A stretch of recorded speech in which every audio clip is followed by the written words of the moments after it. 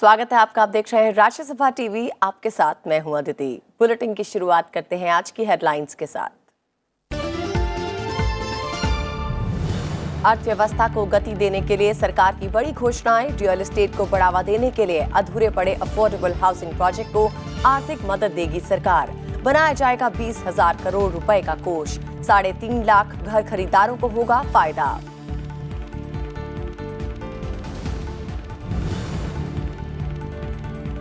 वित्त मंत्री निर्मला सीतारमण ने किया निर्यात शुल्क में कमी का ऐलान। एक्सपोर्ट टैक्स रिफंड स्कीम के लिए शुरू की जाएगी 50,000 करोड़ रुपए की योजना।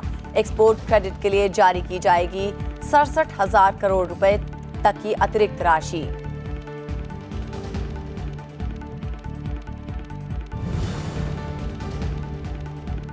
हिंदी दिवस के मौके पर उपराष्ट्रपति एम वेंकैया नायडू ने हिंदी को अधिक सरल और सुगम्य बनाने की बताई जरूरत। प्रधानमंत्री नरेंद्र मोदी ने कहा, भाषा की सरलता, सहजता और शालीनता प्रदान करती है अभिव्यक्ति को सार्थकता।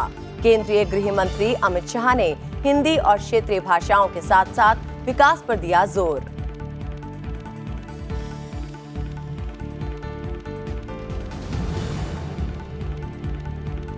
प्रधानमंत्री नरेंद्र मोदी को मिले उपहारों की आज से दूसरे दौर की नीलामी शुरू। 3 अक्टूबर तक चलेगी ऑनलाइन बोली। गंगा नदी के संरक्षण और कायाकल्प के लिए होगा जुटाई गई राशि का इस्तेमाल।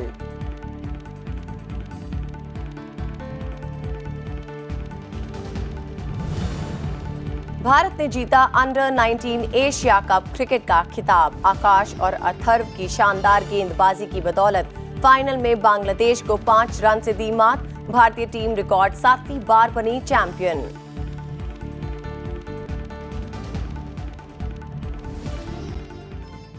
वित्त मंत्री निर्मला सीतारमण ने शनिवार को अधूरे पड़े हाउसिंग प्रोजेक्ट के लिए बड़ी राहत का ऐलान किया है।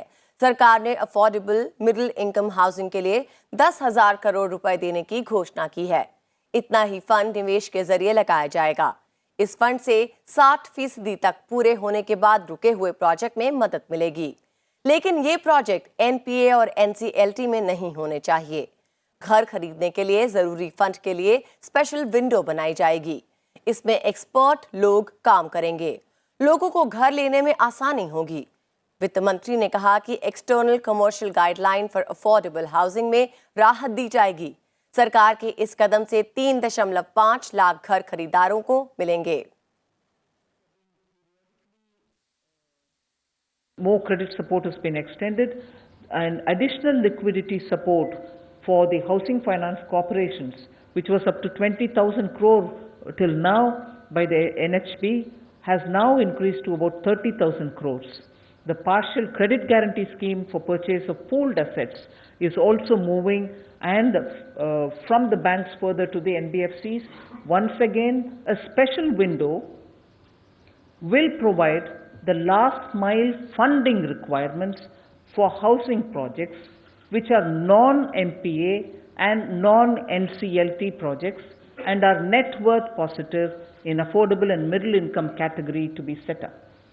वित्त मंत्री ने बाजार आधारित निर्यात छूट योजना की जगह remission of duties taxes on export product योजना अगले साल से लागू करने की बात कही। इसके जरिए निर्यातकों के लिए 50,000 करोड़ रुपए की मदद मिलेगी। साथ ही प्राथमिकता वाले सेक्टर के तहत एक्सपोर्ट क्रेडिट के लिए 36,000 करोड़ से 67,000 करोड़ रुपए अतिरिक्त जारी किए जाएंगे। एक्सपोर्ट क्रेडिट इंश्योरेंस स्कीम का दायरा बढ़ेगा। इस पर सालाना 1,700 करोड़ रुपए खर्च किए जाएंगे। सभी क्लियरेंस के लिए ऑटोमेटिक सिस्टम लागू किया जाएगा। एक्सपोर्ट फाइनेंस एक इंटर मिनिस्ट्रियल ग्रुप की निगरानी में काम करेगा। इसके अलावा एक्सपोर्ट को बढ़ावा देने के लिए अगले साल मार्च में मेगा शॉपिंग फेस्टिवल का देश के 4 जगहों पर आयोजन किया जाएगा, जिसमें टेक्सटाइल, ज्वेलरी, पर्यटन, योगा और चमड़ा उद्योग को तरजीह दी जाएगी। The RODTEP, the new scheme which comes into effect from 1st January 2020 for textiles and for all other commerce related products, will more than adequately incentivize exporters than the existing schemes all put together. Revenue foregone projected is up to 50,000 crores. The Export Credit Guarantee Corporation the ECGC, will expand the scope of ECIS and will offer higher insurance cover to banks lending working capital for exports. वित्त मंत्री निर्मला सीतारमण ने कहा कि special FTA agreement mission चलाया जाएगा। इसका काम अलग से फेडरेशन ऑफ एक्सपोर्ट ऑर्गेनाइजेशन और एसोसिएशन से बात करना और समझौते करना होगा। इसके तहत टैरिफ में छूट के बारे में भी निर्यातकों और आयातकों को जानकारी दी जाएगी। अर्थव्यवस्था की स्थिति पर वित्त मंत्री ने कहा कि महंगाई दर नियंत्रण में है, ये 4% से नीचे है। औद्योगिक उत्पादन और निवेश में सुधार के संकेत दिख रहे हैं। बैंक ब्याज दरों में कटौती का फायदा ग्राहकों को दे रहे हैं। बैंकिंग सेक्टर को लेकर 19 सितंबर को सरकारी बैंकों के साथ मीटिंग की जाएगी। पिछले कुछ दिनों सरकार ने अर्थव्यवस्था को रफ्तार देने के लिए बुनियादी ढांचे में निवेश, ऑटो सेक्टर के लिए राहत, बैंकों के विलय समेत कई कदम का ऐलान किया है।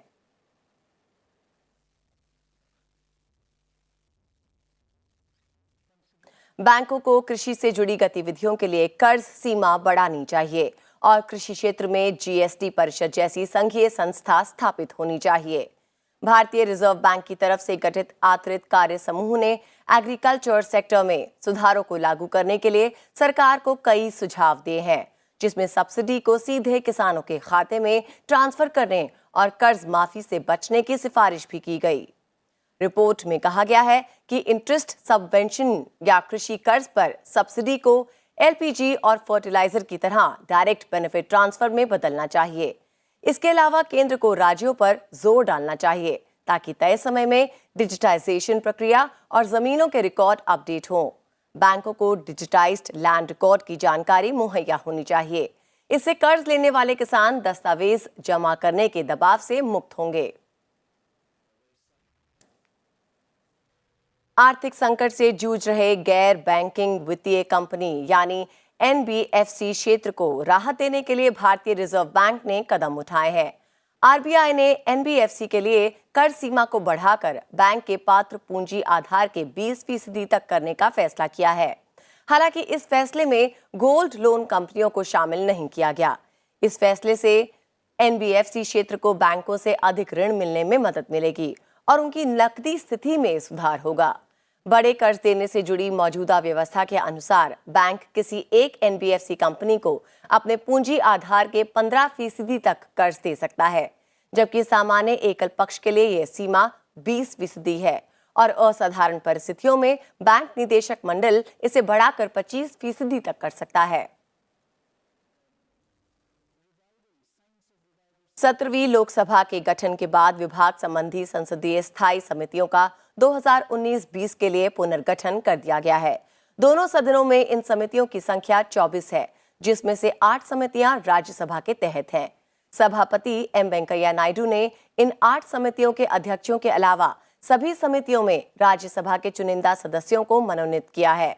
इस बार राज्यसभा की 8 में से 5 समितियों के अध्यक्ष पर विपक्ष को मिले हैं।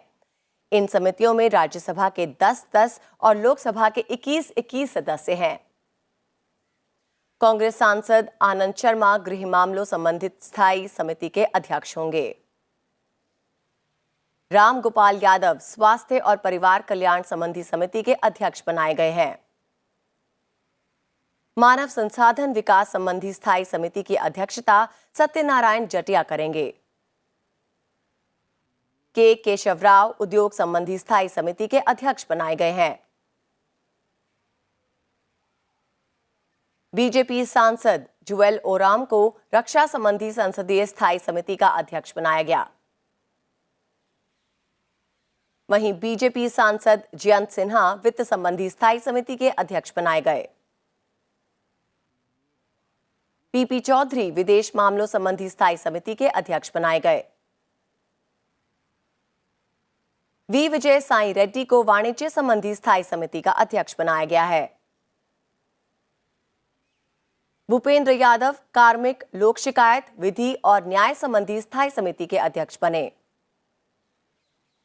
TG वेंकटेश परिवहन, पर्यटन और संस्कृति संबंधी स्थायी समिति के अध्यक्ष होंगे। जयराम रमेश विज्ञान और प्रौद्योगिकी, पर्यावरण और वन संबंधी स्थायी समिति के अध्यक्ष हैं। पीसी गति गौदर कृषि संबंधी स्थायी समिति के अध्यक्ष बनाए गए हैं। के कानिमोझी खाद्य और रसायन संबंधी स्थायी समिति के अध्यक्ष होंगी। राकेश सिंह कोयला और स्टील संबंधी स्थायी समिति के अध्यक्ष बनाए गए हैं।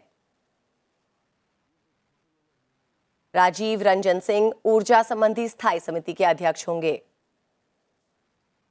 संदीप बंदोपाध्याय खाद्य उपभोक्ता मामले और सार्वजनिक वितरण संबंधी स्थायी समिति के अध्यक्ष होंगे। शशि थरूर सूचना प्रौद्योगिकी संबंधी स्थायी समिति के अध्यक्ष होंगे। भर्तहरि महताब श्रम संबंधी स्थायी समिति के अध्यक्ष होंगे। रमेश विधूड़ी पेट्रोलियम और प्राकृतिक गैस संबंधी स्थायी समिति के अध्यक्ष बनाए गए हैं। राधा मोहन सिंह रेलवे संबंधी स्थायी समिति के अध्यक्ष होंगे। प्रताप राव जाधव ग्रामीण विकास संबंधी स्थायी समिति के अध्यक्ष बनाए गए हैं।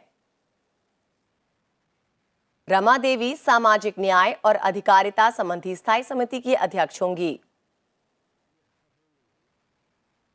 जगदंबिका पाल शहरी विकास संबंधी स्थायी समिति के अध्यक्ष होंगे। संजय जायसवाल जल संसाधन संबंधी स्थायी समिति के अध्यक्ष बनाए गए हैं।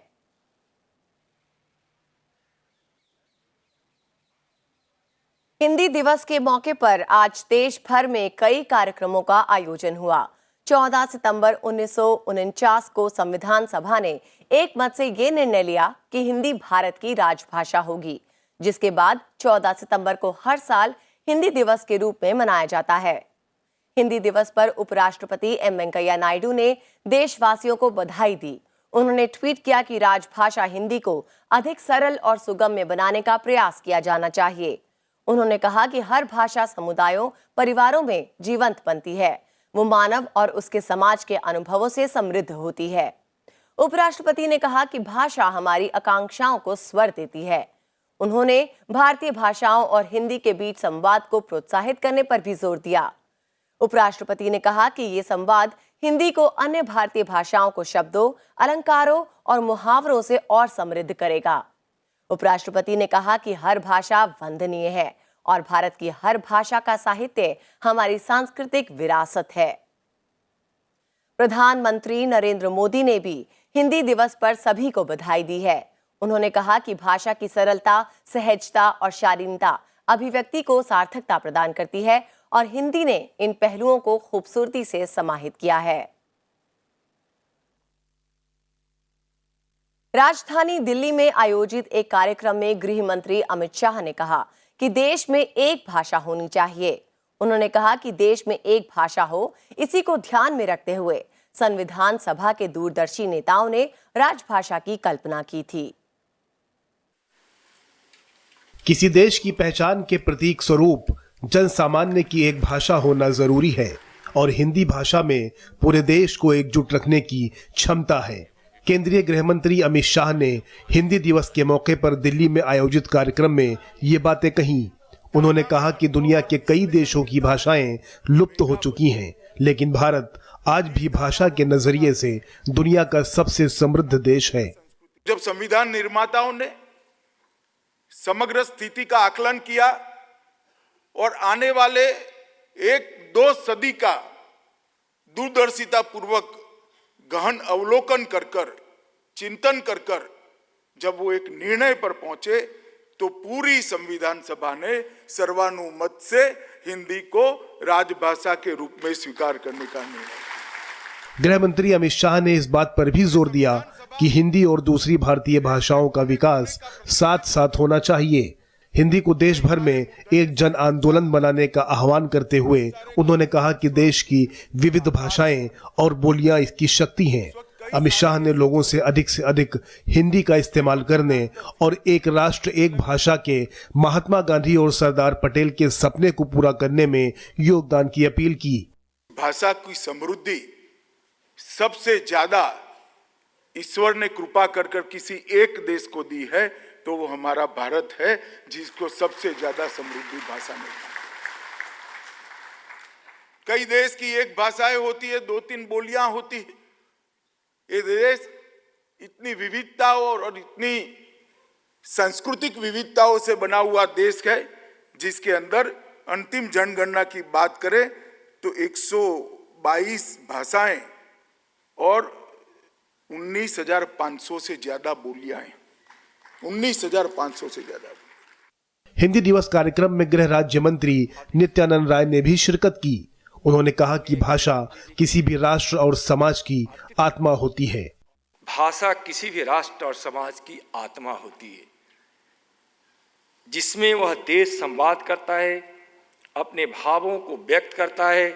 भाषा हमारे विचारों का परिधान है। हिंदी में उन करोड़ों भारतीयों की भावनाएं हैं जो हिंदी में सोचते हैं, हिंदी में बोलते हैं और जिनके जीवन के रग रग में हिंदी रची और बसी है। इससे पहले गृह मंत्री ने हिंदी दिवस के अवसर पर राजभाषा पुरस्कार प्रदान किए। उन्होंने ई सरल हिंदी वाक्य कोश और ई महाशब्दकोश मोबाइल ऐप का लोकार्पण किया। उन्होंने बताया कि हिंदी दिवस के मौके पर अगले साल से राजभाषा विभाग एक सप्ताह के कार्यक्रम के जरिए आम लोगों तक हिंदी की पहुंच बढ़ाएगा। संविधान सभा ने 14 सितंबर 1949 में देवनागरी लिपि में हिंदी को राजभाषा के रूप में मान्यता दी थी। भाषा किसी भी समाज या राष्ट्र की आत्मा होती है, ठीक वैसे ही जैसे हिंदी भारत की आत्मा है। इसीलिए हिंदी दिवस कार्यक्रम में गृह मंत्री अमित शाह ने कहा कि हिंदी को जन जन तक पहुंचाने की ज़रूरत है। कैमरामैन राज ठाकुर के साथ मोहम्मद फातेह टीपू, राज्यसभा टीवी। बीजेपी ने बिहार और राजस्थान में नए प्रदेश अध्यक्ष नियुक्त किए हैं। बीजेपी के राष्ट्रीय अध्यक्ष अमित शाह ने इन नियुक्तियों को मंजूरी दी है। पार्टी की विज्ञप्ति के अनुसार पश्चिम चंपारण लोकसभा सीट से सांसद संजय जायसवाल को बिहार का प्रदेश अध्यक्ष बनाया गया है। बिहार बीजेपी के पूर्व प्रदेश अध्यक्ष नित्यानंद राय के प्रधानमंत्री नरेंद्र मोदी की कैबिनेट में शामिल होने के बाद से ये पद खाली था। नित्यानंद राय गृह मंत्रालय में राज्य मंत्री हैं। वहीं राजस्थान के आमेर से विधायक और प्रदेश प्रवक्ता सतीश पूनिया राजस्थान बीजेपी प्रदेश अध्यक्ष की कमान संभालेंगे। पूर्व प्रदेश अध्यक्ष मदन लाल सैनी के 2.5 महीने पहले हुए निधन के बाद से ही ये पद खाली था। सतीश पूनिया बीजेपी के प्रदेश महामंत्री भी रह चुके हैं। एनसीपी के बड़े नेता और सतारा से सांसद उदयनराजे भोसले ने आज बीजेपी का दामन थाम लिया। बीजेपी अध्यक्ष अमित शाह के आवास पर उन्होंने पार्टी की सदस्यता ली। भोसले कल रात ही लोकसभा की सदस्यता से इस्तीफा दे चुके हैं। उदयनराजे भोसले बीजेपी में शामिल होने पर अमित शाह ने कहा कि इससे महाराष्ट्र चुनाव में सकारात्मक सहयोग मिलेगा। शिवाजी के वंशज और महाराष्ट्र में सातारा से एनसीपी सांसद उदयनराजे भोसले शनिवार को बीजेपी में शामिल हो गए। राजधानी दिल्ली में केंद्रीय गृह मंत्री अमित शाह की मौजूदगी में उदयनराजे भोसले ने बीजेपी की सदस्यता ली। इस मौके पर महाराष्ट्र के मुख्यमंत्री देवेंद्र फडणवीस भी मौजूद रहे। उदयनराजे भोसले ने कहा कि वे प्रधानमंत्री नरेंद्र मोदी की नीतियों से सहमत हैं। इस लोकशाही को और भी मजबूत करने का जो काम मोदी जी के और अमित जी के नेतृत्व में भारतीय जनता पार्टी जो कर रही है, मेरे ख्याल से ये कहना सही रहेगा कि छत्रपति शिवाजी महाराज के जो विचार थे, वो विचारों को ही लेकर ये भारतीय जनता पार्टी आगे बढ़ रही है। गृह मंत्री अमित शाह ने उदयनराजे भोसले के बीजेपी में आने पर खुशी जताई। उन्होंने कहा कि बीजेपी के कामकाज से लोग खुश हैं और लोकसभा चुनाव में महाराष्ट्र से जो नतीजे आए थे, उससे भी अच्छे परिणाम विधानसभा चुनाव में देखने को मिलेंगे। हम सब भारतीय जनता पार्टी के कार्यकर्ता जनसंघ और बाद में भारतीय जनता पार्टी बनी तब से शिव छत्रपति के विचारों से प्रेरणा लेते हैं और वो रास्ते पर देश को आगे ले जाने का प्रयास करते हैं। आज उन्हीं के परिवार से उदयनराजे जब भारतीय जनता पार्टी में आए हैं, हम सब आनंदित भी है और उनका स्वागत भी करते हैं। महाराष्ट्र के चुनाव में जो परिणाम लोकसभा में आए थे, उससे भी अच्छे परिणाम विधानसभा में आना सुनिश्चित है। इससे पहले शुक्रवार रात उदयनराजे भोसले ने लोकसभा अध्यक्ष ओम बिरला से मिलकर उन्हें अपना त्याग पत्र सौंपा। सातारा से 3 बार के सांसद भोसले 2009, 2014 और 2019 में जीत दर्ज कर लोकसभा पहुंचे थे। माना जा रहा है कि उदयनराजे भोसले के बीजेपी में शामिल होने से बीजेपी को मराठा वोट बैंक बढ़ाने में मदद मिलेगी। इससे पहले मराठा समाज को आरक्षण देकर बीजेपी की फडणवीस सरकार ने अहम राजनीतिक पहल ले ली थी। पंचानंद मिश्रा, राज्यसभा टीवी। प्रधानमंत्री नरेंद्र मोदी का जन्मदिन बीजेपी सेवा सप्ताह के तौर पर मना रही है। प्रधानमंत्री नरेंद्र मोदी का जन्मदिन 17 सितंबर को है। पार्टी के राष्ट्रीय अध्यक्ष और गृह मंत्री अमित शाह ने एम्स में मरीजों को फल बांटकर और परिसर में सफाई कर सेवा सप्ताह का शुभारंभ किया। इस मौके पर अमित शाह ने कहा कि प्रधानमंत्री नरेंद्र मोदी का पूरा जीवन देश की सेवा और गरीबों के लिए काम करने के लिए समर्पित रहा है। बीजेपी कार्यकर्ता सफाई, वृक्षारोपण, श्रमदान जैसे कार्यक्रमों का आयोजन कर रहे हैं, जिसका पूरा ध्यान समाज की अंतिम कतार में खड़े व्यक्ति के कल्याण से जुड़ा है। सेवा सप्ताह के दौरान सामाजिक अभियानों को लेकर बीजेपी नेता देश भर में लोगों को जागरूक करेंगे। केंद्रीय मंत्री, बीजेपी के सांसद, विधायक, वरिष्ठ नेता और कार्यकर्ता देश के अलग अलग हिस्सों का दौरा करेंगे और जमीनी स्तर पर लोगों के बीच स्वास्थ्य, स्वच्छता, जल संरक्षण और प्लास्टिक पर रोक से जुड़े अभियान से जुड़ा संदेश देंगे। इस मौके पर होने वाले कार्यक्रमों में प्रधानमंत्री मोदी के जीवन और उपलब्धियों संबंधित पुस्तकें, उनके जीवन से जुड़े दुर्लभ चित्र भी लोगों से वितरित किए जाएंगे। साथ ही जिला स्तर पर प्रदर्शनी का भी आयोजन किया जा रहा है। भारतीय जनता पार्टी के करोड़ों कार्यकर्ता आज से सेवा सप्ताह की शुरुआत कर रहे हैं। 5 साल से प्रधानमंत्री जी के जन्मदिन के साथ जोड़कर भारतीय जनता पार्टी सेवा सप्ताह मनाती है। आज ये सेवा सप्ताह की हमने शुरुआत की है।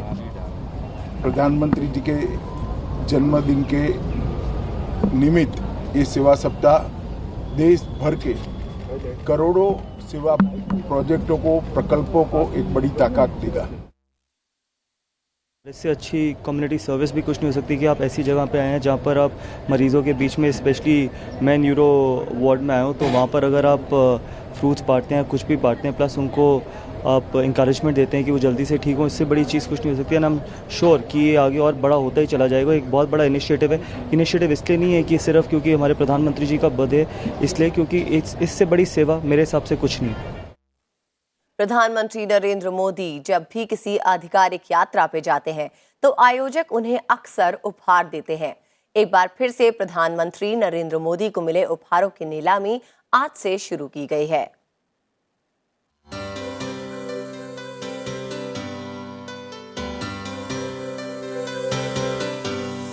पगड़ी, शॉल, चित्र और तलवारें, ये वो उपहार हैं जो प्रधानमंत्री नरेंद्र मोदी को उनकी आधिकारिक यात्राओं के दौरान मिले। 2700 से ज्यादा ऐसे उपहारों की नीलामी शुरू हो गई है, जो 3 अक्टूबर तक जारी रहेगी। केंद्रीय संस्कृति और पर्यटन मंत्री प्रहलाद सिंह पटेल ने पहली बोली लगाकर इन उपहारों की ऑनलाइन नीलामी शुरू की। इनके लिए न्यूनतम बोली 200 रुपए और अधिकतम बोली 2.5 लाख रुपए रखी गई है। मैं प्रधानमंत्री जी का इसलिए आभार व्यक्त करता हूं कि उन्होंने अपने अमूल्य उपहार देश को समर्पित किए हैं और इससे जो भी धनराशि आएगी वो नमामि गंगे प्रोजेक्ट में जाएगी। मैं आपके माध्यम से सभी से यही प्रार्थना करूंगा कि डिस्प्ले के तरीकों को भी देखें और साथ में खरीदी करने के बाद अपने घर के ड्राइंग रूम में सजाकर आप गौरवान्वित होंगे, क्योंकि जो धन आप दे रहे हैं वो राष्ट्र के विकास में लगना है। अगर आप भी उन उपहारों को खरीदना चाहते हैं तो आप वेबसाइट pmmementos.gov.in पर जाकर इन उपहारों की बोली लगा सकते हैं। प्रधानमंत्री नरेंद्र मोदी ने भी ट्वीट कर लोगों से ई नीलामी में हिस्सा लेने की अपील की। उन्होंने कहा कि उपहारों की नीलामी से मिलने वाली राशि का इस्तेमाल केंद्र सरकार की तरफ से गंगा की सफाई के लिए चलाए जा रहे नमामि गंगे प्रोजेक्ट के लिए किया जाएगा।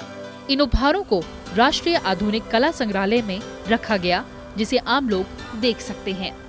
लीना शर्मा, राज्यसभा टीवी।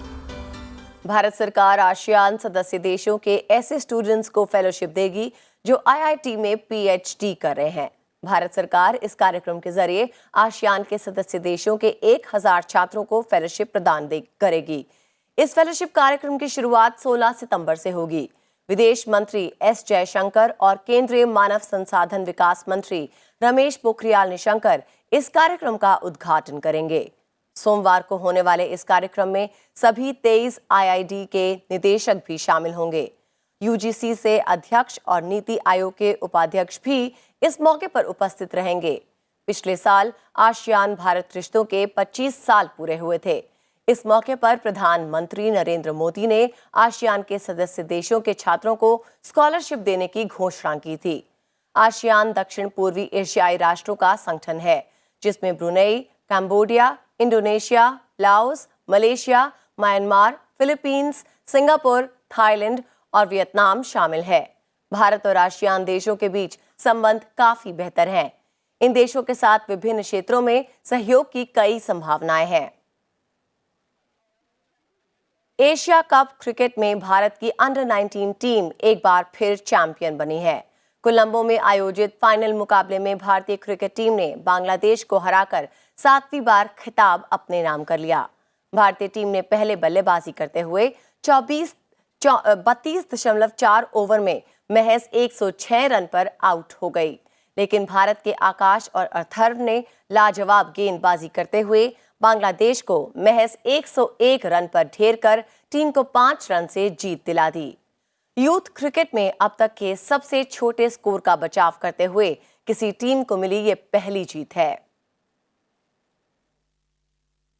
और फिलहाल इस बुलेटिन में बस इतना ही। आगे देखिए अर्थव्यवस्था से जुड़ा हमारा खास कार्यक्रम अर्थनीति।